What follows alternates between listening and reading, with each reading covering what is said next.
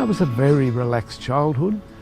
There were lots of things to do, lots of open country, which I was from probably age of 5, 6, allowed to explore on my own. There was an area around the homestead and outbuildings, and there was a wonderful relic of what the country might have looked like. There were often horse-drawn vehicles. We had vines, we had almonds, but vines were the major crop.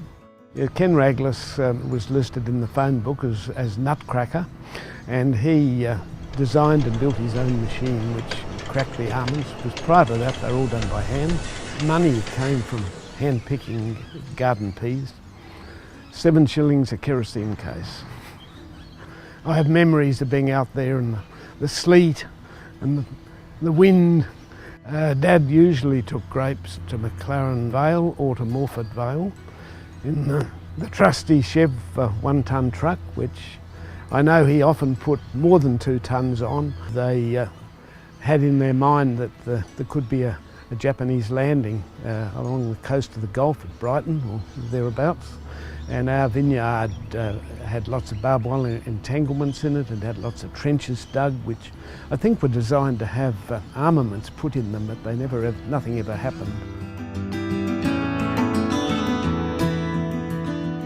It was a factory that was full of people. The sound of the noises of the factory, whether it be the body shop and the spot weld guns, to the painted body storage clanging away in those days, to the trim chassis line moving and all the body trucks hitting each other. And it was monstrous. For me, it was one of the biggest factories I've ever seen. 25 acres under the main roof. It was full of vibrations and noise and people.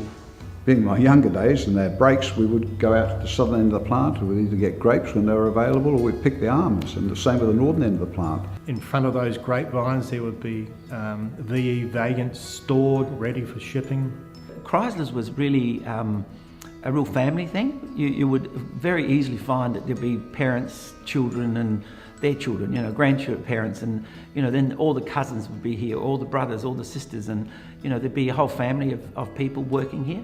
It had construction department, it had plant engineering department, so basically it felt like we're a small town. It was just unbelievable, the multicultural society we had within the plant that was all working together. I remember being here at production line, and when they stopped and all these people would sit down and have lunch together, somehow they communicated, and yet none of them spoke English really well.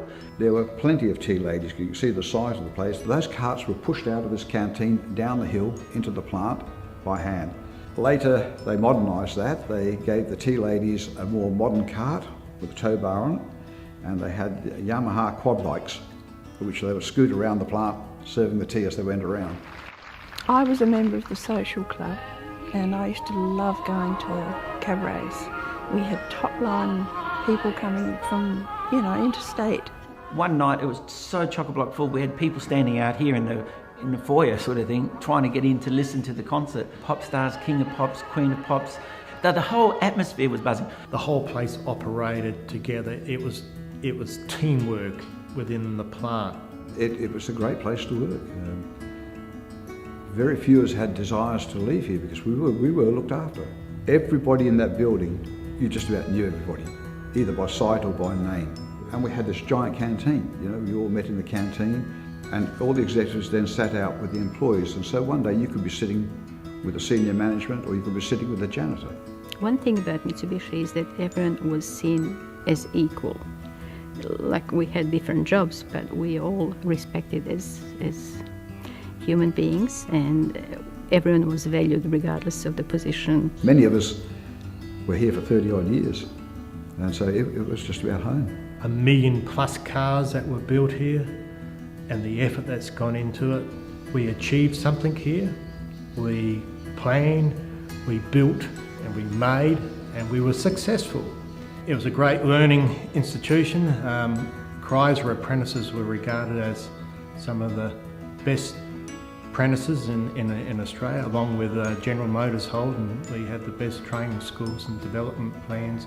in the whole of Australia. I mean, I think that they were quite forward-thinking. I really, commend the managers of the day, because if, as an apprentice, you wanted to go on and do some extra studies, they would either pay for the course for you, but what they did do, they actually gave you time off. A lot of them wanted to learn, people who newly come to Australia and got a job here. And you've got to understand, a lot of these people from overseas have the qualifications here, but weren't recognised in Australia. To succeed in life is to have opportunity, and I was given that opportunity at Mitsubishi. I think it's gone from one learning institution, now it's becoming another learning institution. To see it develop, and just for the Marion district, I think it's another lifeline into the area. I think it's part of South Australia's history, part of the motor history of Australia, very important part.